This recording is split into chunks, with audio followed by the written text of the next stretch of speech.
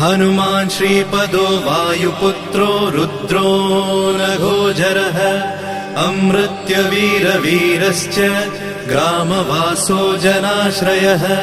धनदो निर्गुणः शूरो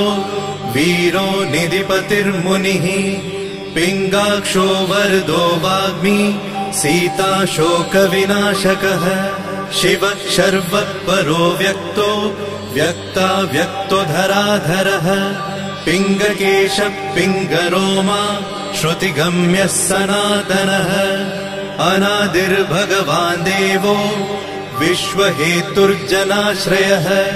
आरोग्यकर्ता विश्वेशो विश्वनाथो हरीश्वरः भर्गो रामो रामभक्तः कल्याणप्रकृतिस्थिरः विश्वम्भरो विश्वमूर्तिर्